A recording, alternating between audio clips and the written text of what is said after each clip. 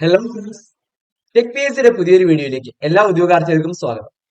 അപ്പോൾ ഇന്നത്തെ ഈ ഒരു വീഡിയോയിൽ നമ്മൾ പ്രധാനമായിട്ടും ഡിസ്കസ് ചെയ്യാൻ പോകുന്നത് വരാനിരിക്കുന്ന ലീഗൽ മെട്രോളജി ഇൻസ്പെക്ടർ പരീക്ഷയിൽ കെമിസ്ട്രി ഭാഗത്ത് നിന്നും ഇലക്ട്രോ കെമിസ്ട്രി എന്ന മൊഡ്യൂളിൽ നിന്ന് ചോദിക്കാൻ സാധ്യതയുള്ള വളരെ പ്രധാനപ്പെട്ട ചില MCQs ആണ് പ്രാക്ടീസ് ചെയ്യാനായിട്ട് പോകുന്നത്.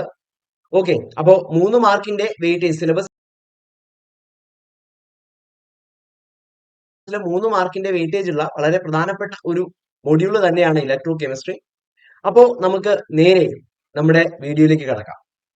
ആദ്യം തന്നെ നമ്മുടെ ഒന്നാമത്തെ ചോദ്യം എന്ന് പറയുന്നത് which of the following statement is true for an electrochemical cell. ഒരു ഇലക്ട്രോകെമിക്കൽ സെല്ലിനെ അപേക്ഷിച്ച് ഈ പറയുന്നതിൽ ഏതാണ് ശരി എന്നാണ്. അപ്പോൾ ഓപ്ഷൻസ് ഉണ്ട്. H2 is anode and Cu is cathode. H2 is cathode and Cu is anode. അതുപോലെ reduction occurs at hydrogen electrode, oxidation occurs at copper electrode എന്നൊക്കെ പറഞ്ഞിട്ട് കൊടുത്തിട്ടുണ്ട്. ഓക്കെ, അപ്പൊ നമുക്ക് ഒന്ന് നോക്കാം എങ്ങനെയാണ് ഈ ഒരു ക്വസ്റ്റ്യൻ നമുക്ക് ആൻസർ ചെയ്യാൻ നോക്കാം. സോ ഇവിടെ നോക്കിയേ, ഇവിടെ ഹൈഡ്രജനും കോപ്പറും ആണ് തന്നിട്ടുള്ളത് അല്ലെ. ഹൈഡ്രജനും കോപ്പറും ആണ് തന്നിട്ടുള്ളത്. അപ്പൊ നമുക്കറിയാം ഇലക്ട്രോ കെമിക്കൽ സീരീസ് നമ്മൾ പഠിച്ചിട്ടുള്ളതാണ്. ഇലക്ട്രോ കെമിക്കൽ സീരീസിലെ പ്രധാനപ്പെട്ട റെഫറൻസ് പറയുന്നത് ഹൈഡ്രജനാണ്. ഹൈഡ്രജന്റെ മുകളിലേക്കും മെറ്റൽസ് ഉണ്ട്, ഹൈഡ്രജന്റെ താഴേക്കും മെറ്റൽസ് ഉണ്ട്. അപ്പൊ ഹൈഡ്രജൻ ആണ് നമ്മൾ റെഫറൻസ് ആയിട്ട് സാധാരണ എടുക്കുക. ഓക്കെ, അപ്പോ ഇലക്ട്രോ കെമിക്കൽ സീരീസ് പരിശോധിക്കുമ്പോൾ ഹൈഡ്രജൻ കോപ്പറിനേക്കാൾ മുകളിലാണ്. ഓക്കെ, ഹൈഡ്രജന്റെ താഴെയാണ് കോപ്പർ വരുന്നത്. ശരിയാണല്ലോ. അപ്പൊ അതിൽ നമുക്ക് എന്ത് മനസ്സിലാക്കാൻ പറ്റും? ഹൈഡ്രജൻ കോപ്പറിനേക്കാളും റിയാക്റ്റീവ് ആണ് according to electrochemical series. Electrochemical series പ്രകാരം ഹൈഡ്രജന്റെ നെഗറ്റീവ് ഇലക്ട്രോഡ് പൊട്ടൻഷ്യൽ കൂടുതലാണെന്നോ അങ്ങനെയൊക്കെ നമുക്ക് പറയാം.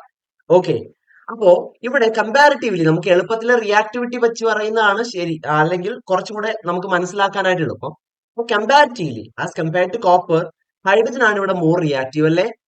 അപ്പൊ ഹൈഡ്രജൻ ഇവിടെ മോർ റിയാക്റ്റീവ് ആണെങ്കിൽ, ഓക്കെ, മോർ റിയാക്റ്റീവ് ആണെങ്കിൽ ഒരു ഷോർട്ട് കട്ട് പഠിച്ചിട്ടുണ്ട്.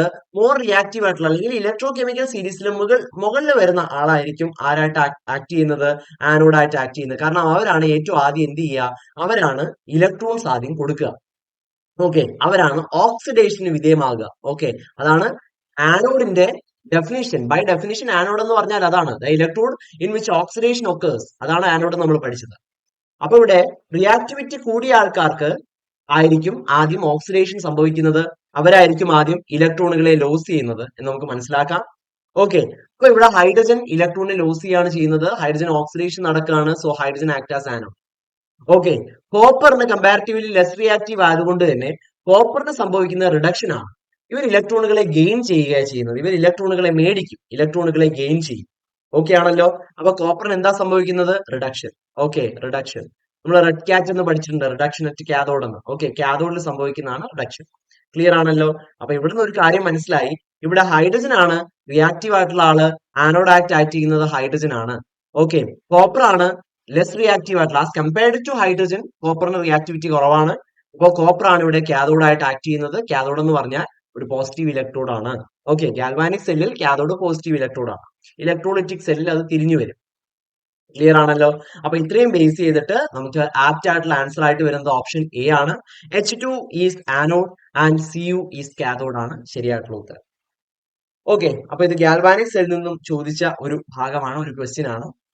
ഇനി നമുക്ക് അടുത്ത ചോദ്യത്തിലേക്ക് പോകാം.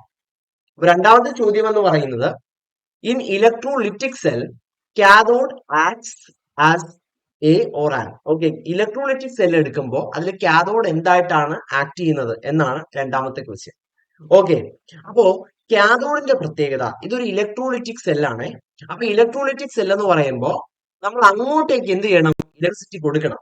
ഓക്കെ, ഇലക്ട്രിക്കൽ എനർജിയെ കെമിക്കൽ എനർജി ആക്കി മാറ്റുന്ന സെല്ലുകളാണ് ഇലക്ട്രോലൈറ്റിക് സെല്ലുകൾ. ഓക്കെ, അപ്പോ നമുക്കൊരു ഇലക്ട്രോലൈറ്റിൽ കൂടെ കറണ്ട് പാസ് ചെയ്യുന്ന സമയത്ത് ആ ഇലക്ട്രോലൈറ്റിന് ഡീകമ്പോസിഷൻ സംഭവിക്കും. ഓക്കെ, അപ്പൊ അതാണ് ഇലക്ട്രോലൈറ്റിക് സെല്ലിൽ നടക്കുന്നത്. അതാണ് ഇലക്ട്രിസിറ്റി നമ്മൾ അങ്ങോട്ട് കൊടുക്കണം. അപ്പൊ ഇലക്ട്രിസിറ്റി നമ്മൾ അങ്ങോട്ട് കൊടുക്കുക എന്ന് പറഞ്ഞാല് ബാറ്ററി ഉപയോഗിച്ച്, ഓക്കെ, ബാറ്ററിക്ക് ഒരു പോസിറ്റീവ് ടെർമിനലും ഉണ്ട്, ഒരു നെഗറ്റീവ് ടെർമിനലും ഉണ്ട്. ഓക്കെ, അപ്പോ ഇവിടെ നമുക്ക് നേരെ തിരിഞ്ഞു വരും. ഓക്കെ ആണല്ലോ. അതായത് നമ്മൾ നേരത്തെ ഗാൽവാനിക് സെല്ലിൽ പറഞ്ഞത് എന്താണ്? ഗാൽവാനിക് സെല്ലിൽ പോസിറ്റീവിൽ വരുന്നത് കാഥോഡും നെഗറ്റീവിൽ വരുന്നത് ആനോഡും എന്നാണെങ്കിൽ ഇലക്ട്രോലൈറ്റിക് സെല്ലിൽ നേരെ തിരിഞ്ഞു വരും. നെഗറ്റീവ് ആണ് ഇവിടെ കാഥോഡ് ആയിട്ട് ആക്ട് ചെയ്യുന്നത്, പോസിറ്റീവ് ആണ് ഇവിടെ ആനോഡ് ആയിട്ട് ആക്ട് ചെയ്യുന്നത്. ഓക്കെ, അതാണ് വളരെ പ്രധാനപ്പെട്ട ഒരു പോയിന്റ് ആണ്.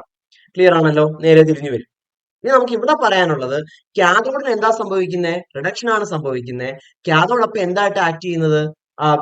കാഥോഡിനപ്പോ ഇലക്ട്രോണിനെ ഗെയിൻ ചെയ്യണം. റിഡക്ഷൻ എന്ന് പറഞ്ഞാൽ the process of gaining electrons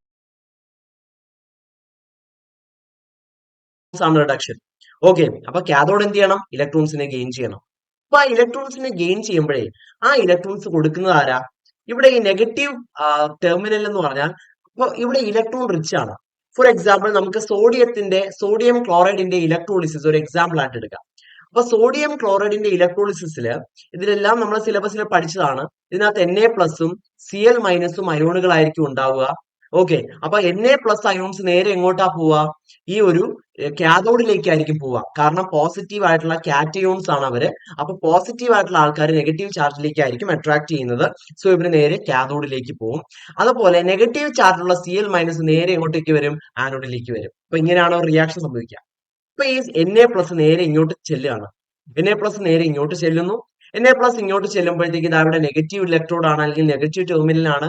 ഇവിടെ നിന്ന് ഒരു ഇലക്ട്രോണിനെ റിസീവ് ചെയ്യുന്നു. എന്തായിട്ട് മാറുന്നു? സോഡിയം ആയിട്ട് മാറിയിട്ട് മെറ്റാലിക് സോഡിയം ആയിട്ട് ഇതിങ്ങനെ ഇവിടെ പറ്റിപ്പിടിച്ചിരിക്കും. ഓക്കെ, അപ്പൊ തന്നെ നമ്മൾ ആൻസർ പറഞ്ഞു കഴിഞ്ഞു. ഇവിടെ ഇലക്ട്രോൺ കൊടുത്തത് ആരാ? ഇലക്ട്രോൺ കൊടുത്തത് ഈ നെഗറ്റീവ് ഇലക്ട്രോഡ് ആണ്.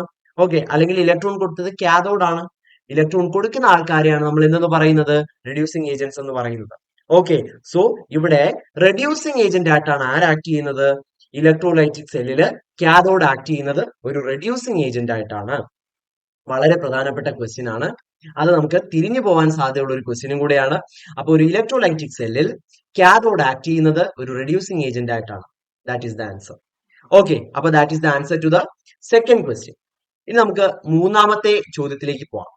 മൂന്നാമത്തെ ചോദ്യം, the increasing electron releasing tendencies of Cu, Ag, Fe and Zn are in the order. ഇലക്ട്രോണിനെ റിലീസ് ചെയ്യാനുള്ള ടെൻഡൻസി ഇൻക്രീസ് ചെയ്യുന്ന ക്രമത്തിൽ ഇവരെ അറേഞ്ച് ചെയ്യാനാണ് നമ്മുടെ ക്വസ്റ്റ്യൻ. ഓക്കെ, അപ്പൊ ഇലക്ട്രോൺസിനെ റിലീസ് ചെയ്യാന്ന് പറഞ്ഞാല് the process is oxidation. Oxidation എത്രയും പെട്ടെന്ന് നടക്കുന്ന ആൾ ആരാണോ അവർക്ക് ഇലക്ട്രോൺ റിലീസിംഗ് ടെൻഡൻസി വളരെ കൂടുതലായിരിക്കും. ഓക്കെ, അപ്പൊ ഹൈലി റിയാക്റ്റീവ് ആയിട്ടുള്ള മെറ്റൽസിന് ഇലക്ട്രോൺ റിലീസിംഗ് ടെൻഡൻസി നമുക്ക് പല രീതിയിൽ ആൻസർ ചെയ്യാം. ഓക്കെ, നെഗറ്റീവ് റിഡക്ഷൻ പൊട്ടൻഷ്യൽ വെച്ച് ആൻസർ ചെയ്യാം, ഓക്സിഡേഷൻ പൊട്ടൻഷ്യൽ വെച്ച് ആൻസർ ചെയ്യാം, അല്ലെങ്കിൽ റിയാക്ടിവിറ്റി വെച്ചിട്ട് ആൻസർ ചെയ്യാം. അങ്ങനെ പല രീതിക്കും ഈ ഒരു ക്വസ്റ്റിന് എക്സ്പ്ലനേഷൻ കൊടുക്കാം. അപ്പൊ ഞാനിവിടെ ചെയ്യാൻ പോകുന്നത് ഇങ്ങനെയാണ്. ഓക്സിഡേഷൻ എന്ന് പറഞ്ഞാൽ ഇലക്ട്രോണിനെ ലോസ് ചെയ്യാം. ഓക്കെ, ഇലക്ട്രോൺസിനെ ലോസ് ചെയ്യാം. അപ്പോ ഇലക്ട്രോൺസിനെ ലോസ് ചെയ്യാനുള്ള അല്ലെങ്കിൽ ഇലക്ട്രോൺസിനെ കളയാനുള്ള ടെൻഡൻസി ഏറ്റവും കൂടുതൽ മെറ്റൽസിനാണ്. Because it's a metallic property. മെറ്റൽസിന്റെ ഏറ്റവും നല്ല പ്രോപ്പർട്ടി, അല്ലെങ്കിൽ ഒരു മെറ്റലിന്റെ ഏറ്റവും നല്ല രണ്ട് മെറ്റൽ കമ്പയർ ചെയ്യുമ്പോൾ അതൊരു നല്ല മെറ്റൽ ആണോ എന്ന് തീരുമാനിക്കുന്നത് ആ മെറ്റലിന്റെ ഇലക്ട്രോ പോസിറ്റിവിറ്റി നോക്കിയിട്ടാണ്. അതായത് ഒരു മെറ്റാലിക് പ്രോപ്പർട്ടിയാണ് ഇലക്ട്രോൺസിനെ ലോസ് ചെയ്യുക എന്ന് പറയുന്നത്. ഓക്കെ, അതുകൊണ്ടാണ് പീരിയോഡിക് ടേബിളിൽ ഗ്രൂപ്പ് 1-ലും 2-ലും ഒക്കെ വരുന്ന സോഡിയവും പൊട്ടാസ്യവും കാൽഷ്യവും പോലുള്ള ആൾക്കാർ വളരെ നല്ല മെറ്റൽസ് ആണ്. ഓക്കെ, കെമിസ്ട്രി സംബന്ധിച്ചിടത്തോളം വളരെ നല്ല മെറ്റൽസ് ആണ്. അവർ സോഫ്റ്റ് മെറ്റൽസ് ആണ്. സാധാരണ നമ്മുടെ ഇതിനെല്ലാം യൂസ് ചെയ്യാറില്ല. നമ്മുടെ അയണും കോപ്പറും ഒക്കെ ഉപയോഗിക്കുന്ന പോലെ അതൊന്നും യൂസ് ചെയ്യാറില്ല. അതൊക്കെ നമുക്കറിയാം. എന്നാലും ബൈ ഡെഫിനേഷൻ അവരൊക്കെ നല്ല മെറ്റൽസ് ആണ്. കാരണം അവർക്ക് ഈസി ആയിട്ട് എന്ത് ചെയ്യാൻ പറ്റും? ഇലക്ട്രോൺസിനെ ലൂസ് ചെയ്യാൻ പറ്റും. ഓക്കെ, അപ്പോ ഇലക്ട്രോൺസിനെ ലോസ് ചെയ്യാനുള്ള ടെൻഡൻസി, ഇലക്ട്രോൺസിനെ കളയാനുള്ള ടെൻഡൻസി ഏറ്റവും കൂടുതലായിട്ട് വരുന്നത് ഏറ്റവും റിയാക്റ്റീവ് ആയിട്ടുള്ള മെറ്റൽസിനായിരിക്കും. അപ്പൊ ഇവിടെ നമുക്ക് തന്നിട്ടുള്ളത് കോപ്പർ, സിൽവർ, അയൺ, സിങ്ക്. അപ്പോ ഇങ്ങനെ ഒരു ഓർഡർ തന്നിരുന്നാൽ അതിൽ ഏറ്റവും നല്ല റിയാക്റ്റീവ് ആയിട്ടുള്ള ആള് സിങ്ക് അല്ലേ? അപ്പൊ സിങ്കിനാണ് ഏറ്റവും പെട്ടെന്ന് ഓക്സിഡേഷൻ സംഭവിക്കുന്നത്, അല്ലെങ്കിൽ സിങ്ക് ആണ് ഏറ്റവും ആദ്യം ഇലക്ട്രോൺസ് ലോസ് ചെയ്ത് Zn2+ അയോൺ ആയിട്ട് മാറുന്നത്. അപ്പോൾ ഇലക്ട്രോൺ റിലീസിംഗ് ടെൻഡൻസി ഏറ്റവും കൂടിയ ആള് സിങ്ക് ആണ്. സിങ്കിന് ശേഷം വരുന്ന ആള് അയൺ. നമുക്കറിയാം അയണിന് ശേഷമേ കോപ്പർ വരൂ, ഏറ്റവും ലാസ്റ്റ് സിൽവർ ആണ്. ഈ തന്നിരിക്കുന്നതിലാണ് ഇതെല്ലാം ഒരു കമ്പാരിറ്റീവ് വാല്യൂസ് ആണ്. ഓക്കെ, ഈ തന്നിരിക്കുന്ന ആൾക്കാരിൽ ഏറ്റവും കൂടുതൽ റിയാക്ടിവിറ്റി കാണിക്കുന്ന മെറ്റൽ സിങ്ക് ആണ്. സിങ്ക് കഴിഞ്ഞാൽ അയൺ ആണ്, അയൺ കഴിഞ്ഞാൽ കോപ്പർ ആണ്, കോപ്പർ കഴിഞ്ഞാൽ സിൽവർ ആണ്. അപ്പൊ ഇങ്ങനെ ആണ് ആ ഒരു ഓർഡർ വരിക. അപ്പൊ ഈ ഒരു കറക്റ്റ് ഓർഡർ ഫോളോ ചെയ്യുന്ന ഓപ്ഷൻ എന്ന് പറയുന്നത് നമുക്ക് AgCuFeZ ഓപ്ഷൻ എ ആണ്. Okay, so this is the increasing order of electron releasing ability or electron releasing tendency എന്ന് നമുക്ക് പറയാം. അപ്പൊ ഇതും ഇലക്ട്രോ കെമിക്കൽ സീരീസിനെ ബേസ് ചെയ്തിട്ടുള്ള ഒരു വളരെ പ്രധാനപ്പെട്ട ഒരു ക്വസ്റ്റ്യൻ ആണ്. വളരെ നല്ലൊരു ക്വസ്റ്റ്യൻ ആണ്. ഇനി അടുത്ത ചോദ്യത്തിലേക്ക് പോവാണേ. അപ്പൊ അടുത്ത ചോദ്യം ഒന്ന് നോക്കാം. വളരെ നല്ലൊരു ക്വസ്റ്റ്യൻ ആണ്. The EMF of a galvanic cell by occupying 2 electrons M1 M1 2+, അതിന്റെ കോൺസെൻട്രേഷൻ തന്നിട്ടുണ്ട്. അതുപോലെ M2 2+, അതിന്റെ കോൺസെൻട്രേഷൻ തന്നിട്ടുണ്ട് M2. അപ്പൊ ഇതൊരു സെൽ റെപ്രസെന്റേഷൻ ആണ്. സെൽ റെപ്രസെന്റേഷൻ ഒക്കെ നമുക്കറിയാം. ആദ്യം ആനോഡ്, അതിനുശേഷം ആനോഡിന്റെ ഇലക്ട്രോലൈറ്റ്, അതാണ് M1ഉം M1 2+ എന്നും എഴുതിയത്. അതിനുശേഷം കാഥോഡ്, അതിനുശേഷം കാഥോഡിന്റെ ഇലക്ട്രോലൈറ്റ്. അങ്ങനെയാണ് ഇവിടെ എന്ത് ചെയ്യുന്നത്, ആ ഒരു ഇത് വരുന്നത്. ഓക്കെ, ആ ഒരു ഓർഡർ വരുന്നത് സെൽ റിയാക്ഷനിൽ അല്ലെങ്കിൽ സെൽ റെപ്രസെന്റേഷനിൽ. ഓക്കെ, അപ്പോൾ അതിനനുസരിച്ച് കൊടുത്തിട്ടുണ്ട്. അതിന്റെ കോൺസെൻട്രേഷനും എല്ലാം നമ്മൾ കൊടുത്തിട്ടുണ്ട്. ഓക്കെ, ഇനി ആ ഒരു ഗാൽവാനിക് സെല്ലിന്റെ EMF കൊടുത്തിട്ടുണ്ട്. ഇറ്റ് ഈസ് 1.47 1.47 വോൾട്ട് ആണ് കൊടുത്തിട്ടുണ്ട്. ഓക്കെ, അതിന്റെ E0 value, okay, M2ന്റെ E0 value നമുക്ക് കൊടുത്തിട്ടുണ്ട് 0.9 വോൾട്ട് ആണ്. അങ്ങനെയാണെങ്കിൽ E0 means the standard reduction potential. Okay, അപ്പൊ standard reduction potential of M1 ആണ് നമുക്ക് കണ്ടുപിടിക്കാനുള്ളത്. ഓക്കെ, ഓപ്ഷൻ തന്നിട്ടുണ്ട് -0.57, -6.6, +0.57, +0.6, ഇങ്ങനെ ഓപ്ഷൻസും കൊടുത്തിട്ടുണ്ട്.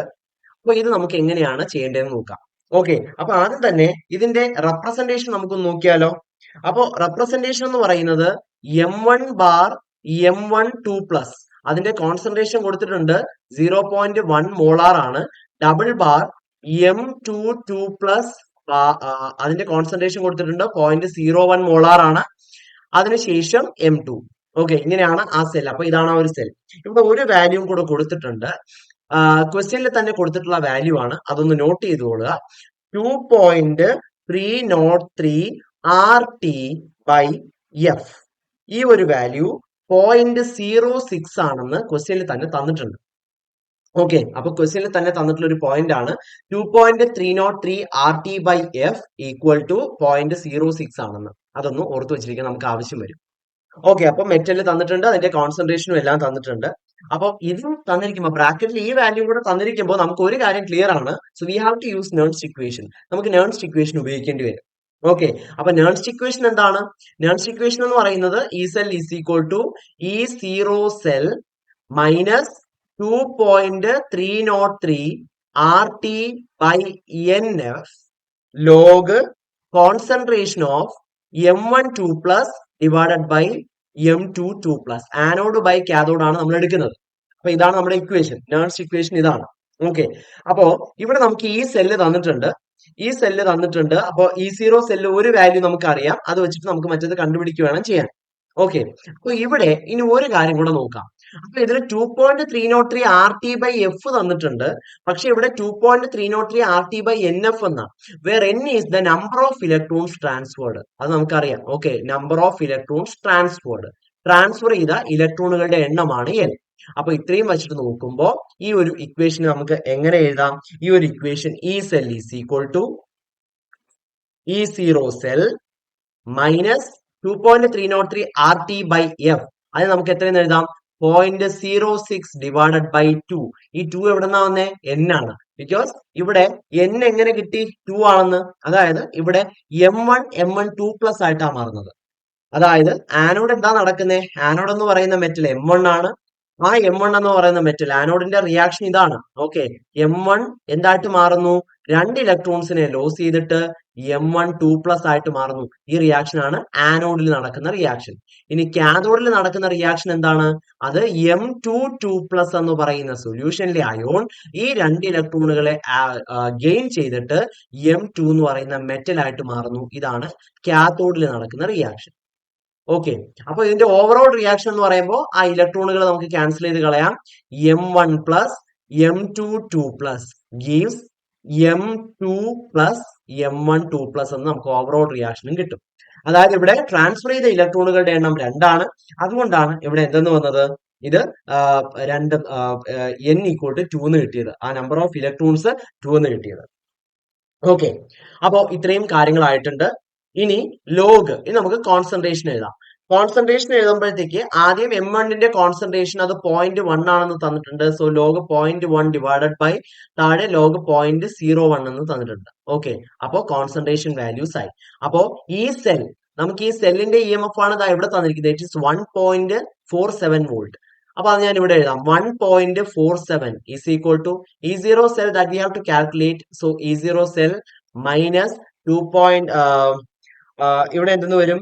0.06/2 ഈക്വൽ ടു 0.3 എന്ന് വരൂലേ? ഓക്കെ, 0.03 എന്ന് വരൂലേ? അപ്പൊ 0.03 ഇൻറ്റു ഇവിടെ എന്താ വരിക?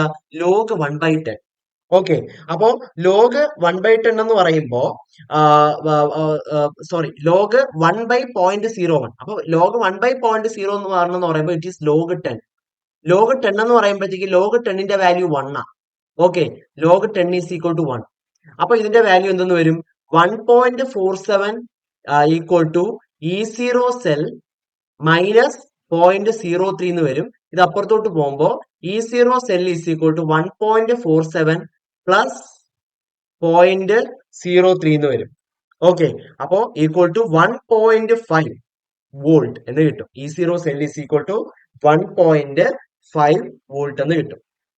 അപ്പൊ ഈ സെല്ലിന്റെ സ്റ്റാൻഡേർഡ് റിഡക്ഷൻ പൊട്ടൻഷ്യൽ ആണ് ഈ 1.5 വോൾട്ട്. ഈ സ്റ്റാൻഡേർഡ് റിഡക്ഷൻ പൊട്ടൻഷ്യൽ കണ്ടുപിടിക്കാനുള്ള വേറൊരു ഇക്വേഷൻ കൂടെ നമുക്കറിയാം. അതായത് എന്താണ്? E0 cell equal to E0 cathode minus E0 anode. ഈ ഒരു ഇക്വേഷനും നമ്മൾ പഠിച്ചിട്ടുള്ളതാണ്. ഓക്കെ, അപ്പൊ E0 സെല്ലാണ് നമുക്ക് ഇവിടെ കിട്ടിയത് 1.5 ഈക്വൽ ടു M2 തന്നിട്ടുണ്ട്. M2 ആണ് ഇവിടെ കാഥോഡ്. അപ്പൊ കാഥോഡിന്റെ E0 വാല്യൂ തന്നിട്ടുണ്ട്. ഇറ്റ്സ് 0.9. ക്വസ്റ്റിന് തന്നെ തന്നിട്ടുണ്ട്. അപ്പൊ 0.9 മൈനസ് E0 കാഥോഡ്. കാഥോഡ് എന്ന് പറയുമ്പോഴാണ് ഇവിടെ M1 ബാർ M12 പ്ലസ്. ഇതാണ് കാഥോഡ്. അങ്ങനെയാണെങ്കിൽ from this E0 M1 bar M12 plus, ആ മെറ്റലിന്റെ ഇലക്ട്രോഡ് പൊട്ടൻഷ്യൽ എന്ന് പറയുന്നത് ഇതങ്ങ് അപ്പുറത്ത് കൊണ്ടുപോകുന്നു. അപ്പൊ 0.9 മൈനസ് 1.5 എന്ന ആൻസർ വരും. ഈക്വൽ ടു നമ്മുടെ മൈനസ് 0.6 എന്നാണ് ആൻസർ വരിക. Okay, minus 0.6. അപ്പൊ ഈ ഒരു ഓപ്ഷൻ വരുന്നത് ഓപ്ഷൻ ബി ആണ്. So option D is the answer. Option D minus 0.6 is the answer. Okay ആണല്ലോ? യെസ്. ഇനി നമുക്ക് അടുത്ത ചോദ്യത്തിലേക്ക് പോവാം.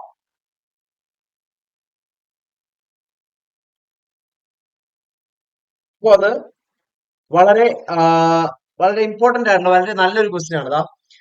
അത്യാവശ്യം എല്ലാ കണ്ടന്റ്, അതായത് ലേൺസ് ഇക്വേഷനും സ്റ്റാൻഡേർഡ് ഇലക്ട്രോഡ് പൊട്ടൻഷ്യലിന്റെ ഇക്വേഷനും എല്ലാം കവർ ആവുന്ന രീതിയിൽ നല്ലൊരു ക്വസ്റ്റ്യൻ ആണ് ഈ 4ാമത്തെ ചോദ്യം എന്ന് പറയുന്നത്. ഇനി നമുക്ക് അടുത്ത നമ്മുടെ 5ാമത്തെ ചോദ്യത്തിലേക്ക് പോവാം. അപ്പൊ 5ാമത്തെ ചോദ്യം എന്ന് പറയുന്നത് what will be the pH of the following half cell. Okay, ഇവിടെ ഒരു ഹാഫ് സെൽ തന്നിട്ടുണ്ട്. പ്ലാറ്റിനം ഉണ്ട്, ഹൈഡ്രജൻ ഉണ്ട്, H2SO4 തന്നിട്ടുണ്ട്. ഓക്കെ, ഒരു ഹാഫ് സെല്ലിന്റെ pH എന്താണെന്നാണ് തന്നിരിക്കുന്നത്. അതിന്റെ ഓക്സിഡേഷൻ പൊട്ടൻഷ്യൽ തന്നിട്ടുണ്ട്. പ്ലസ് 0.3005 വോൾട്ട് ആണ് അതിന്റെ ഓക്സിഡേഷൻ പൊട്ടൻഷ്യൽ എന്ന് നമുക്ക് തന്നിട്ടുണ്ട്. ഓക്കെ, അപ്പോ നമുക്ക് ഇതിന്റെ ആൻസർ എന്താണെന്ന് നോക്കാം. ഓപ്ഷൻസ് ഇവിടെ പ്രൊവൈഡ് ചെയ്തിട്ടുണ്ട്. അപ്പൊ ഇവിടെ നമുക്ക് reduction potential at PT electrode, platinum electrode ആണ് കണ്ടുപിടിക്കേണ്ടത്. Okay, reduction potential at PT electrode. അപ്പോ നമുക്ക് അതിന് വേണ്ടിയിട്ട് എന്ത് വേണം? അതിന് ഇക്വേഷൻ വേണം. ഓക്കെ, ഈ ഒരു ഹാഫ് സെല്ലിന്റെ ഇക്വേഷൻ വേണം. അപ്പൊ ഈ ഹാഫ് സെല്ലിൽ എന്താ സംഭവിക്കുന്നത്? ഓക്കെ, ഈ ഹാഫ് സെല്ലില് ഇവിടെയുള്ള ഹൈഡ്രജൻ H2 ആയിട്ട് മാറുന്ന ആ ഒരു റിയാക്ഷൻ ആണ് സംഭവിക്കുന്നത്. സോ ഇതിന്റെ ഇക്വേഷൻ എന്ന് പറയുന്നത് H+ എന്തായിട്ട് മാറുകയാണ്? H+ ഒരു ഇലക്ട്രോണിനെ അക്സെപ്റ്റ് ചെയ്തിട്ട് ഹാഫ് H2 ആയിട്ട് മാറുന്ന റിയാക്ഷൻ ആണ് ഇവിടെ നടക്കുന്നത്. ഓക്കെ, ഇതാണ് ഇവിടെ നടക്കുന്നത്. അപ്പോ ഇവിടെ നമുക്ക് നേൺസ് ഇക്വേഷൻ എഴുതാമല്ലോ. അപ്പൊ നേൺസ് ഇക്വേഷൻ എന്ന് പറയുമ്പോൾ ഈ H+ bar H2 equal to E0 H+ bar H2 minus. Okay, അത് ആ ഇലക്ട്രോണിനെ കാണിക്കാനാണ്. H+ bar H2, H+ H2 ആയിട്ട് മാറുന്നു. ഓക്കെ, ഇതാണ് കാണിക്കുന്നത്. അവിടെ ഇലക്ട്രോൺസ് അക്സെപ്റ്റ് ചെയ്യാണ് അല്ലെങ്കിൽ റിഡക്ഷൻ ആണ് നടക്കുന്നത് എന്ന് കാണിക്കാൻ വേണ്ടിയിട്ടാണ് ആ H+ ബാർ H2 എന്ന് എഴുതുന്നത്. ഓക്കെ, ഞാൻ ഇവിടെ ഒന്ന് പറഞ്ഞു തരാം. H+ ബാർ H2 എന്ന് നമ്മൾ പറഞ്ഞാൽ H+ എന്തായിട്ട് മാറുന്നു? H2 ആയിട്ട് മാറുന്നു. അപ്പൊ ഒരു പ്ലസ് ഒരു ഫ്രീ ഗ്യാസ് ആയിട്ട് അല്ലെങ്കിൽ ഓക്സിഡേഷൻ സ്റ്റേറ്റ് +1 നിന്ന് 0 ആയിട്ട് കൂടുക എന്ന് പറഞ്ഞാൽ ഇറ്റ് ഈസ് റിഡക്ഷൻ. അപ്പൊ ഇവിടെ റിഡക്ഷൻ ആണ് സംഭവിക്കുന്നത്. ഇതൊരു ആനോഡാണ്. ഓക്കെ, സോറി, ഇതൊരു കാഥോഡാണ്. അപ്പൊ ഇത്രയും കാര്യങ്ങൾ ഇതിൽ നിന്ന് മനസ്സിലായി. ക്ലിയർ?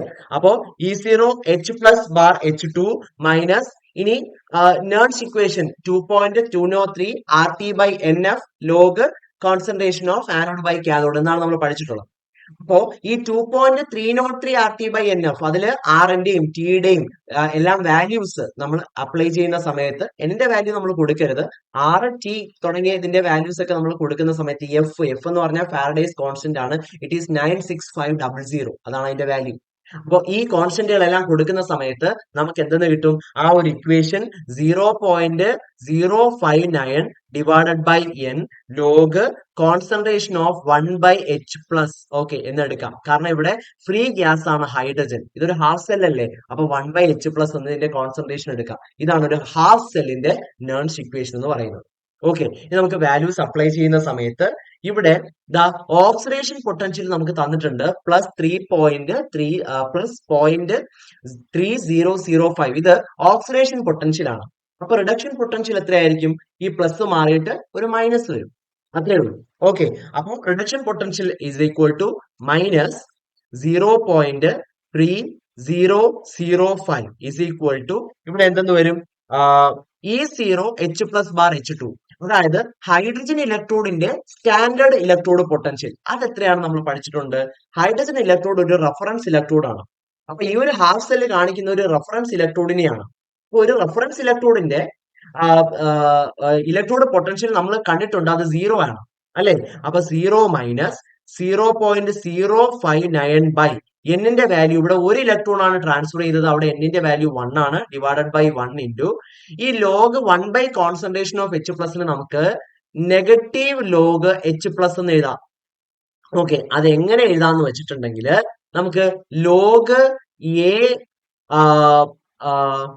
മൈനസ് ലോഗ് ബി ആണ് ലോഗ് A/B എന്ന് പറയുന്നത്. ഓക്കെ, ഇതൊരു സ്റ്റാൻഡേർഡ് റിസൾട്ട് ആണ്, മാത്സിലെ സ്റ്റാൻഡേർഡ് റിസൾട്ട് ആണ്. അപ്പൊ ഇവിടെ ലോഗ് 1/H+ എന്ന് പറഞ്ഞാൽ എന്താ? Log 1 minus log concentration of H+ എന്നല്ലേ അർത്ഥം. അപ്പൊ ലോഗ് 1 എന്ന് പറഞ്ഞാൽ അത് 0 അപ്പൊ 0 minus log concentration of H+ എന്ന് വരും. Okay, log concentration of H+ എന്ന് വരും. അതായത് minus log concentration of H+. എന്താ ഈ minus log concentration of H+ എന്ന് പറഞ്ഞാൽ? ഇതാണ് pH. ഓക്കെ, അപ്പോ ഇതാണ് pH. ക്ലിയർ? അപ്പോ ഇവിടെ pHന്റെ വാല്യൂ ഇത്രയും ഇതിനെ റീപ്ലേസ് ചെയ്ത് നമുക്ക് എന്തെന്ന് എഴുതാം? pH എന്ന് എഴുതാം. അപ്പൊ എന്തെന്ന് വരും? -0.3005 ഈക്വൽ ടു ഇവിടെ എന്തെന്ന് വരും? -0.59 ഇൻറ്റു pH എന്ന് നമുക്ക് എഴുതാം. ഈ വാല്യൂ ഈ ഒരു ഇത്രയും ടേമിന് നമുക്ക് pH ആക്കി മാറ്റാം. ഓക്കെ, അത് pH ആണ്. അപ്പൊ ഇവിടെ നമുക്ക് എന്ത് എഴുതാം? ഈ മൈനസ് മൈനസ് ക്യാൻസൽ ആയി പോയി. ബാക്കി pH ഇസ് ഈക്വൽ ടു എന്തെന്ന് വരും? pH is equal to 0.3005 divided by 0.059 എന്ന് വരും. അപ്പൊ ഇനി ഏകദേശം നമുക്ക് 30.05 ഡിവൈഡഡ് ബൈ 0.05 വേണ്ടി നമുക്ക് 0.06 എന്ന് എഴുതാം. അപ്പൊ ഇവിടെ 2 പ്ലേസ് മാറ്റിയപ്പോൾ താഴെയും 2 പ്ലേസ് മാറ്റി ബൈ 6. അപ്പൊ ഇവിടെ ഏകദേശം 5നോട് അടുത്ത 30/6 എന്ന് പറഞ്ഞ ഒരു വാല്യൂ, അതായത് ഏകദേശം 5നോട് അടുത്ത ഒരു വാല്യൂ ആണ് ഇവിടെ കിട്ടുന്നത്. അപ്പൊ 5നോട് അടുത്ത വാല്യൂ നമ്മുടെ ആൻസറിലുള്ളത് ഓപ്ഷൻ സി ആണ് അല്ലെ? ഓപ്ഷൻ സി 5.085 ആണ് നമ്മുടെ ആൻസർ ആയിട്ട് വരിക. So the answer to this question is 5.085. Okay, അപ്പൊ ഇതാണ് ഈ ഒരു ക്വസ്റ്റ്യന്റെ ആൻസർ എന്ന് പറയുന്നത്. ഇനി നമുക്ക് അടുത്ത ചോദ്യത്തിലേക്ക് പോവാം.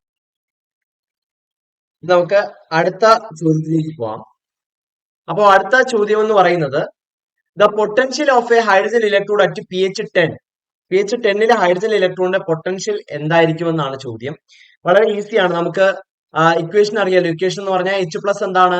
1 ഇലക്ട്രോണിനെ അക്സെപ്റ്റ് ചെയ്തിട്ട് ഹാഫ് H2 ആയിട്ട് മാറുന്നതാണ് നമ്മുടെ ഇക്വേഷൻ. അപ്പോ അതിൻ പ്രകാരം നമുക്ക് ഈ ഒരു ഇക്വേഷനെ ബേസ് ചെയ്തിട്ട്, അപ്പോ നമ്പർ ഓഫ് ഇലക്ട്രോൺസ് ട്രാൻസ്ഫേർഡ് 1 ആണ്. അപ്പൊ ഈ ഒരു ഇലക്ട്രോണിന്റെ ഇക്വേഷനെ ബേസ് ചെയ്തിട്ട് നമുക്ക് നേൺസ് ഇക്വേഷൻ എഴുതാം. അപ്പോ ഈ സെൽ അല്ലെങ്കിൽ ഈ ഹാഫ് സെൽ എന്ന് എഴുതാം, അല്ലെങ്കിൽ ഈ H+/H2 എന്ന് തന്നെ എഴുതാം. ഈക്വൽ ടു എന്താണ്? E0H+/H2 minus 0.059 divided by 1 into log 1 divided by H plus, concentration of H plus എന്നാണ് ക്വസ്റ്റ്യൻ. അപ്പൊ തൊട്ട് മുമ്പത്തെ ക്വസ്റ്റ്യനിൽ തന്നെ നമ്മൾ പറഞ്ഞതല്ലേ, log 1 / concentration of H plus എന്ന് പറഞ്ഞാൽ എന്താണ്, അത് പി എച്ച് വാല്യൂ ആണ്. ഓക്കെ, അപ്പൊ നമുക്ക് അതിന് പകരം നമുക്ക് എന്തെന്ന് കൊടുക്കാം, പി എച്ച് എന്ന് കൊടുക്കാമല്ലോ. അപ്പൊ ഇത് പി എച്ച് ആണ്. ആ പി എച്ച് വാല്യൂ നമുക്ക് തന്നിട്ടുണ്ട്, എത്രയാണ്, 10 ആണ്. അപ്പോ നമുക്ക് ഈ H plus bar H two എന്ന് പറയുന്നത് എത്രയാ കിട്ടുക, ഇത് 0 ആണ്. ഹൈഡ്രജൻ ഇലക്ട്രോഡിന്റെ സ്റ്റാൻഡേർഡ് ഇലക്ട്രോഡ് പൊട്ടൻഷ്യൽ 0 ആണ്. അപ്പൊ 0 മൈനസ് 0.059 ഇൻറ്റു പി എച്ചിന്റെ വാല്യൂ 10 ആണെന്ന് തന്നിട്ടുണ്ടല്ലോ. യെസ്, അപ്പോ മൈനസ് ഇവിടെ ഒരു പ്ലേസ് അങ്ങോട്ട് മാറുമ്പോഴത്തേക്ക് എന്താണ്, മൈനസ് 0.59 വോൾട്ട് എന്ന് കിട്ടും. ഓക്കെ, മൈനസ് 0.59 വോൾട്ട് എന്ന് കിട്ടും. സോ ഓപ്ഷൻ സി ആണ് ഉത്തരം. വളരെ എളുപ്പമുള്ള, വളരെ ഈസി ആയിട്ട് ചെയ്യാൻ സാധിക്കുന്ന ഒരു ക്വസ്റ്റ്യൻ ആണ് ഇത്. ഓക്കെ, അപ്പോ അതിന് നല്ലൊരു ക്വസ്റ്റ്യൻ ആണ്. ഇനി അടുത്ത ചോദ്യത്തിലേക്ക്, 7ാമത്തെ ചോദ്യത്തിലേക്ക് പോവാണ്. എ കണ്ടക്ടിവിറ്റി സെൽ, അപ്പൊ കണ്ടക്ടിവിറ്റി സെല്ലിനെ ബേസ് ചെയ്തിട്ടാണ് question. Has A cell constant of 0.5 centimetre inverse. അപ്പോ സെൽ കോൺസ്റ്റന്റ് തന്നിട്ടുണ്ട്, 0.5 സെന്റിമീറ്റർ ഇൻവേഴ്സ് ആണ്. This cell when filled with 0.01 molar NaCl solution has a resistance of 384 ohms at 25 degrees Celsius. Then calculate the equivalent conductance of the given solution. ഈ സൊല്യൂഷന്റെ equivalent conductance കണ്ടെത്തുക എന്നുള്ളതാണ് question. അപ്പൊ നമുക്കറിയാലോ, equivalent conductance അഥവാ delta ഇക്വലന്റിന്റെ equation എന്താണ്, kappa into 1000 divided by normality. Okay, ഇതാണ് നമ്മുടെ equation, kappa into 1000 divided by normality. അപ്പൊ അവിടെ കാപ്പ എന്ന് പറഞ്ഞാൽ എന്താണ്, കാപ്പ എന്ന് പറഞ്ഞാൽ അത് സ്പെസിഫിക് കണ്ടക്ടൻസ് ആണ്. ഓക്കെ, സ്പെസിഫിക് കണ്ടക്ടൻസ് ആണ് കാപ്പ. ഓക്കെ, സ്പെസിഫിക് കണ്ടക്ടൻസ് ആണ്. അപ്പൊ കാപ്പ എങ്ങനെയാ കണ്ടുപിടിക്കുക, kappa is equal to cell constant divided by resistance. ഇതാണ് കാപ്പയുടെ ഇക്വേഷൻ. സ്പെസിഫിക് കണ്ടക്ടൻസിന്റെ ഇക്വേഷൻ ഇതാണ്. സെൽ കോൺസ്റ്റന്റ് എന്തുകൊണ്ട് ഡിവൈഡ് ചെയ്താൽ മതി, റെസിസ്റ്റൻസ് കൊണ്ട് ഡിവൈഡ് ചെയ്താൽ മതി. അപ്പോ സെൽ കോൺസ്റ്റന്റ് എന്ന് പറഞ്ഞാൽ ഇവിടെ 0.5 അല്ലേ, അപ്പൊ 0.5 ഡിവൈഡഡ് ബൈ റെസിസ്റ്റൻസ് എന്ന് പറഞ്ഞാൽ ഇവിടെ 384 ഓംസ് ആണ്. ഓക്കെ, അപ്പൊ 0.5 ഡിവൈഡഡ് ബൈ 384 എന്ന് വരും. ഓക്കെ ആണല്ലോ. യെസ്, ഇനി അടുത്തത് ഇതിന്റെ വാല്യൂ കണ്ടെത്തുക എന്നുള്ളതാണ്. അപ്പൊ ഇതിന്റെ വാല്യൂ നമ്മൾ കാൽക്കുലേറ്റ് ചെയ്യുമ്പോഴത്തേക്ക് നമ്മൾ ഈ ഒരു വാല്യൂ എന്ന് പറയുന്നത് 1.302 ഇൻറ്റു 10⁻³ എന്ന് വരും. ഓക്കെ, കാപ്പയുടെ വാല്യൂ, സ്പെസിഫിക് കണ്ടക്ടൻസിന്റെ വാല്യൂ 1.302 ഇൻറ്റു 10⁻³ എന്നാണ് വരിക. ഓക്കെ, അപ്പൊ ഇനി കാപ്പയായി. ഇനി നമുക്ക് എന്തൊക്കെ തന്നിട്ടുണ്ട്, kappa into 1000 divided by normality. പക്ഷെ നോർമാലിറ്റി പകരം നമുക്ക് ഇവിടെ തന്നിരിക്കുന്ന മൊളാരിറ്റി ആണ്. അപ്പൊ ഇവിടെ നമ്മൾ എന്താ ചെയ്യുക, നമുക്ക് ഇവിടെ തന്നിട്ടുള്ളത് NaCl ആണ്. അപ്പൊ NaCl എന്ന് പറയുമ്പോൾ അതിനകത്തുള്ള അയോൺസ് എന്താണ്, Na പ്ലസും Cl മൈനസും. അയോണിക് ചാർജ് എന്ന് പറയുന്നത് 1 ആണ്. അപ്പൊ അയോണിക് ചാർജ് 1 ആണെങ്കിൽ ഇക്വലന്റ് വെയിറ്റ് എങ്ങനെയാ കണ്ടുപിടിക്കുക, okay, molecular weight by n factor. അപ്പൊ ഇവിടെ എൻ ഫാക്ടർ 1 ആണെങ്കിൽ ഇത് തന്നെയായിരിക്കും, ഇതിന്റെ മൊളാരിറ്റി തന്നെയായിരിക്കും എന്തും നോർമാലിറ്റി. മൊളാരിറ്റിയും നോർമാലിറ്റിയും എന്തായിരിക്കും, സെയിം ആയിരിക്കും. ഓക്കെ, അപ്പൊ അത് വെച്ചിട്ട് നമുക്ക് ഡെൽറ്റ ഇക്വലന്റ് കണ്ടുപിടിക്കാമല്ലോ, സ്പെസിഫിക് കണ്ടക്ടൻസ് കണ്ടുപിടിക്കാമല്ലോ. എന്താണ്, delta equivalent is equal to kappa 1.302 into 10⁻³ into 1000 divided by 0.01 എന്ന് വരും. 1000ഉം 10⁻³ തമ്മിൽ ക്യാൻസൽ ആയി പോവും. ബാക്കി 1.302 ഡിവൈഡഡ് ബൈ 0.01. അപ്പോ നമ്മൾ മുകളിൽ ഒരു 100 കൊണ്ട് മൾട്ടിപ്ലൈ ചെയ്യേണ്ടി വരും, മുകളിലും താഴെയും ഇതിനെ ഒരു നമ്പർ ആക്കാനായിട്ട്. അപ്പോ 130.2 എന്ന ആൻസർ വരും. യെസ്, അപ്പൊ 130.2 എന്ന ആൻസർ വരുന്നത് ഓപ്ഷൻ എ ആണ്. So option A 130.2 Om inverse centimetre square gram equivalent inverse ആണ് നമ്മുടെ ആൻസർ ആയിട്ട് വരുന്നത്. 7ാമത്തെ ചോദ്യത്തിന്റെ ആൻസർ എന്ന് പറയുന്നത് ഇതാണ്, ഓപ്ഷൻ എ ആണ്. ഇനി നമുക്ക് 8ാമത്തെ ചോദ്യത്തിലേക്ക് കടക്കാം. അപ്പൊ 8ാമത്തെ ചോദ്യം എന്ന് പറയുന്നത്, Kordasch's law is applicable for concentrated solution at infinite dilution, for concentrated as well as dilute solution, none of the above എന്ന് പറയുന്നുണ്ട്. അപ്പോ അതിന്റെ സ്റ്റേറ്റ്മെന്റ് പറയുന്നത് എന്താണ്, Kordasch's law ഇൻഫിനിറ്റ് ഡൈല്യൂഷനിലാണ് അത് ആപ്ലിക്കബിൾ ആവുന്നതെന്നാണ്. സോ ഇവിടെ ഓപ്ഷൻ ആയിട്ട് വരുന്നത് ഓപ്ഷൻ ബി ആണ്. Option B, infinite dilution. അപ്പൊ അത് ഡയറക്റ്റ് ക്വസ്റ്റ്യൻ ആണ്. അതിൽ നമുക്ക് ഒരുപാട് ആലോചിക്കേണ്ടതായിട്ടുള്ള ഒന്നുമില്ല. ഇനി അടുത്ത ചോദ്യത്തിലേക്ക് പോവാം. When an electrolytic solution conducts electricity, the current is carried by electrolytic solution in. അപ്പൊ നമുക്ക് മെറ്റൽസ് ആണ് കണ്ടക്ടർ എങ്കിൽ അവിടെ കറണ്ട് ക്യാരി ചെയ്യുന്നത് ഫ്രീ ഇലക്ട്രോൺസ് ആണ്. സെമി കണ്ടക്ടേഴ്സ് ആണെങ്കിൽ അവിടെ ഹോൾസും മറ്റുമാണ് ഇലക്ട്രോൺസ് കണ്ടക്ട് ചെയ്യുന്നത്. ഓക്കെ, അത് സെമി കണ്ടക്ടർ ഇലക്ട്രോൺസിലൊക്കെ പഠിക്കാനുണ്ട്, അവിടെ കണ്ടക്ട് ചെയ്യുന്ന ആരൊക്കെയാണെന്ന്. അതുപോലെ ഇലക്ട്രോലൈറ്റിക് സൊല്യൂഷനിൽ കണ്ടക്ട് ചെയ്യുന്നത് മൂവബിൾ ആയിട്ടുള്ള മൊബൈൽ അയോൺസ് ആണ്. Okay, mobile ions. അതുകൊണ്ടാണ് ഈ ഇലക്ട്രോലൈറ്റ് സോളിഡ് ആയിരിക്കുന്ന സമയത്ത് കറണ്ട് കടത്തി വിടാത്തത്. ഇപ്പൊ സോഡിയം ക്ലോറൈഡ് സോളിഡ് ആയിരിക്കുന്ന സമയത്ത് അതെന്ത് ചെയ്യൂല, കറണ്ട് കടത്തി വിടൂല. കാരണം അതിനകത്ത് അയോൺസ് ഉണ്ട്, പക്ഷെ അത് മൊബൈൽ സ്റ്റേറ്റിലല്ല, അതിന് മൂവ് ചെയ്യാൻ പറ്റൂല. ഓക്കെ, ഇമ്മൊബൈലാണ്. അത് മോൾട്ടൺ സ്റ്റേറ്റിലോ അല്ലെങ്കിൽ സൊല്യൂഷൻ സ്റ്റേറ്റിലോ മാത്രമാണ് അതെന്തായിട്ട് മാറുന്നത്, ഇലക്ട്രിസിറ്റി കടത്തിവിടുന്നത്. ഓക്കെ, കാരണം ഇപ്പോൾ മോൾട്ടൺ സ്റ്റേറ്റിലോ അല്ലെങ്കിൽ സൊല്യൂഷൻ സ്റ്റേറ്റിലോ ആ സൊല്യൂഷൻ എന്താണ്, അല്ലെങ്കിൽ ആ ഒരു അയോൺസ് എന്താണ്, അയോൺസ് മൊബൈലാണ്. ഓക്കെ, അയോൺസിന് ചലിക്കാൻ പറ്റും. അപ്പോൾ അതാണ് നമ്മുടെ കോൺസെപ്റ്റ് എന്ന് പറയുന്നത്. അപ്പോൾ from this it is clear that the electrolytic solution conducts electricity in which the current is carried by cations and anions. കാറ്റോണുകളും ആനിയോണുകളുമാണ് കറണ്ട് ക്യാരി ചെയ്യുന്നതെന്ന് നമുക്ക് മനസ്സിലാക്കാനായിട്ട് സാധിക്കും. ഓക്കെ, ഇനി അടുത്ത ചോദ്യം. When solution of sodium hydroxide is added to acetic acid solution, the conductivity of the resulting solution will. നല്ലൊരു ക്വസ്റ്റ്യൻ ആണ്, ചിലപ്പോൾ ഒരു ട്വിസ്റ്റ് ചെയ്യാൻ സാധ്യതയുള്ള ക്വസ്റ്റ്യൻ ആണ്. അപ്പൊ നമ്മൾ ആദ്യം വിചാരിക്കുക എന്താണ്, അസറ്റിക് ആസിഡ് ഒരു ആസിഡ് ആണ്. ഓക്കെ, സോഡിയം ഹൈഡ്രോക്സൈഡ് ഒരു ആൽക്കലിയാണ്. അപ്പൊ ആസിഡ് ആൽക്കലിയും തമ്മിൽ റിയാക്ട് ചെയ്യുമ്പോഴത്തേക്ക് ന്യൂട്രലൈസേഷൻ നടക്കും. അപ്പോ കണ്ടക്ടിവിറ്റി കുറയാൻ ചാൻസ് ഉണ്ട് എന്നൊക്കെ ആയിരിക്കും നമ്മുടെ മനസ്സിൽ പെട്ടെന്ന് പോകുന്ന ഒരു ഐഡിയ. പക്ഷെ ആക്ച്വലി അങ്ങനെയല്ല. ഇവിടെ ഓപ്ഷൻ ഞാൻ ആദ്യമേ പറയാം. ഓപ്ഷൻ എ ആണ്, ഇൻക്രീസ് ചെയ്യാണ് ചെയ്യുന്നത് കേട്ടോ. ഓക്കെ, ഇൻക്രീസ് ചെയ്യാണ് ചെയ്യുന്നത്. ഇനി അത് എന്തുകൊണ്ടാണ് എന്ന് ഞാൻ പറഞ്ഞുതരാം. അതായത് ഇവിടെ അസറ്റിക് ആസിഡ് എന്ന് പറയുമ്പോൾ CH3COOH ആണ്. ഓക്കെ, ഈ അസറ്റിക് ആസിഡ് എങ്ങനെയാ ഒരു സൊല്യൂഷനിൽ ബിഹേവ് ചെയ്യുന്നത്? ഇത് CH3COO മൈനസ് അസറ്റേറ്റ് അയോണും അതുപോലെ ഹൈഡ്രജൻ അയോണും H+ അയോൺസുമായിട്ട് സ്പ്ലിറ്റ് ആവുകയാണ് ചെയ്യുന്നത്. ഓക്കെ, പക്ഷേ അസറ്റിക് ആസിഡ് നമുക്കറിയാം ഇറ്റ്സ് എ വീക്ക് ഇലക്ട്രോലൈറ്റ്. അതൊരു വീക്ക് ഇലക്ട്രോലൈറ്റ് ആണ് എന്ന് പറഞ്ഞാൽ ഇതിന് കംപ്ലീറ്റ് ഡിസോസിയേഷൻ ഒന്നും നടക്കത്തില്ല, ഒരു പാർഷ്യൽ ഡിസോസിയേഷൻ നടക്കുള്ളൂ. അപ്പോ കുറച്ച് ഡിസോസിയേറ്റ് ചെയ്തിട്ടുള്ള അയോൺസും ഇതിലുണ്ടാവും, അൺഡിസോസിയേറ്റഡ് ആയിട്ടുള്ള എന്തും ഉണ്ടാവും, CH3COOH ഉണ്ടാവും. ഓക്കെ, അപ്പോ ഇതിനകത്ത് ഇപ്പോൾ അയോൺസ് ഏതൊക്കെയാണ്, കണ്ടക്ടിവിറ്റിക്ക് കാരണമായിട്ടുള്ള അയോൺസ് ഏതൊക്കെയാണ്? CH3CO മൈനസ് അസറ്റേറ്റ് അയോണും H+ അയോൺ. സോഡിയം ഹൈഡ്രോക്സൈഡ് ഒഴിക്കുന്ന സമയത്ത് അവിടെ എന്താ സംഭവിക്കുന്നത്? ഈ അൺഡിസോസിയേറ്റഡ് ആയിട്ടുള്ള ഇതില്ലേ, അൺഡിസോസിയേറ്റഡ് ആയിട്ടുള്ള അസറ്റിക് ആസിഡിനെ ഈ സോഡിയം ഹൈഡ്രോക്സൈഡ് NaOH അങ്ങ് റിയാക്ട് ചെയ്തിട്ട് CH3COO എന്ന് പറയുന്ന സോഡിയം അസറ്റേറ്റ് രൂപപ്പെടും. ഈ സോഡിയം അസറ്റേറ്റ് ഒരു സ്ട്രോങ് ഇലക്ട്രോലൈറ്റ് ആണ്. ഇത് പെട്ടെന്ന് ഡിസോസിയേറ്റ് ചെയ്ത് എന്തൊക്കെയായിട്ട് മാറും? അസറ്റേറ്റ് അയോണും സോഡിയം അയോൺസുമായിട്ട് മാറും. അപ്പൊ അവിടെ അയോൺസിന്റെ എണ്ണം വീണ്ടും കൂടി. അപ്പൊ എന്ത് ചെയ്യുന്നു? ഇവിടെ കൂടുകയാണ് ചെയ്യുന്നത്, അയോൺസിന്റെ എണ്ണം കൂടുകയാണ് ചെയ്യുന്നത്.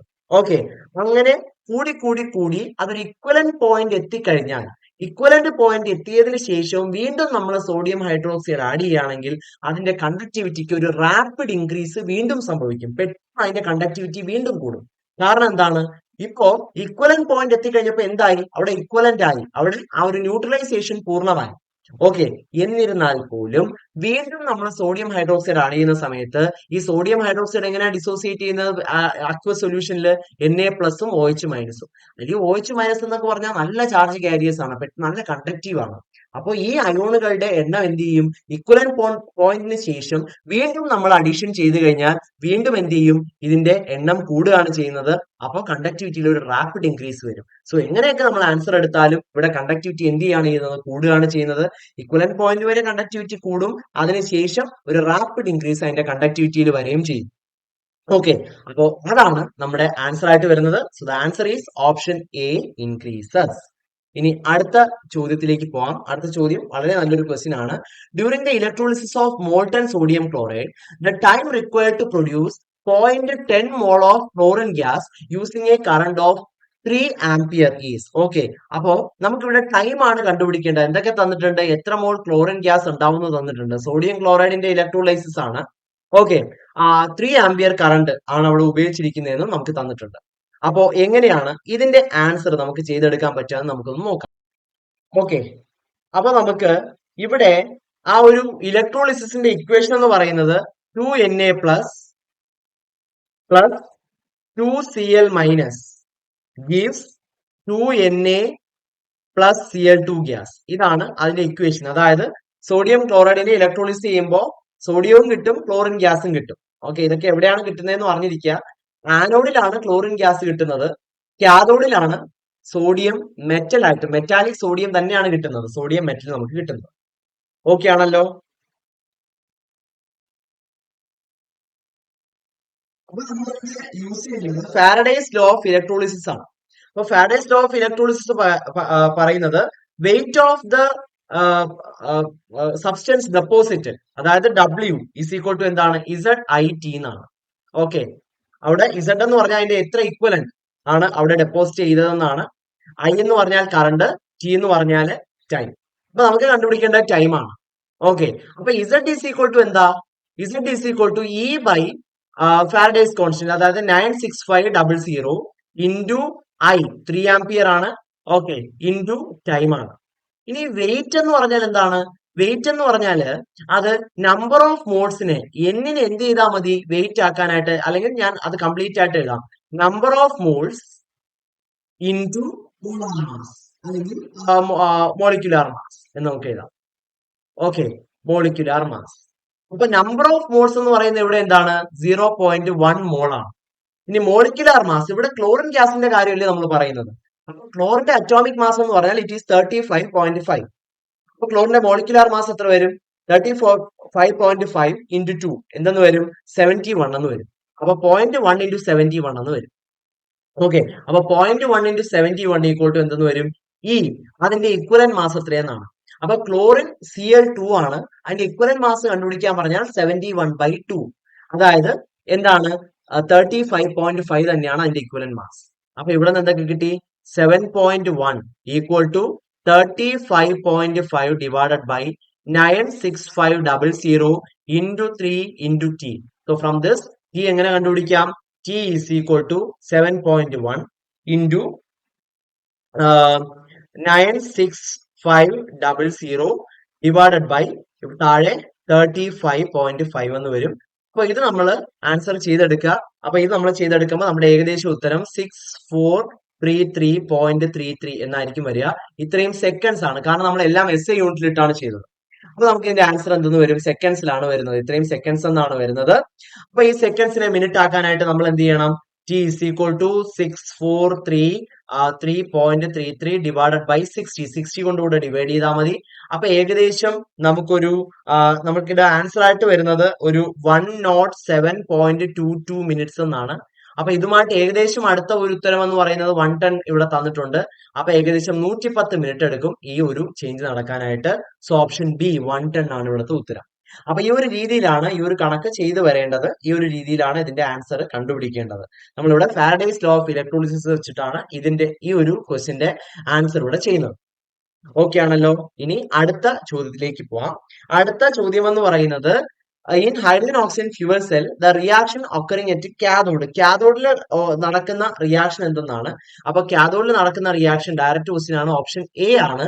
ഓക്സിജൻ ഹൈഡ്രജനുമായിട്ട് കൂടിച്ചേർന്ന് എന്തുണ്ടാവുന്നു, 4 ഇലക്ട്രോണിന്റെ പ്രസൻസിൽ ഹൈഡ്രോക്സൈഡ് ആയിട്ട് അക്വസ് ഹൈഡ്രോക്സൈഡ് ആയിട്ട് മാറുന്ന ആ ഒരു റിയാക്ഷൻ ആണ് ഇവിടെ നടക്കുന്നത്.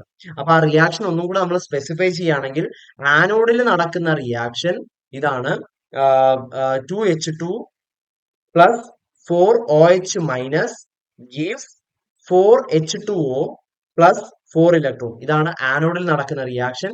ഇനി കാഥോഡിൽ നടക്കുന്ന റിയാക്ഷൻ എഴുതുകയാണെങ്കിൽ O2 plus 2H2O plus 4 electron gives 4OH minus. ഇതാണ് കാഥോഡിൽ നടക്കുന്ന റിയാക്ഷൻ.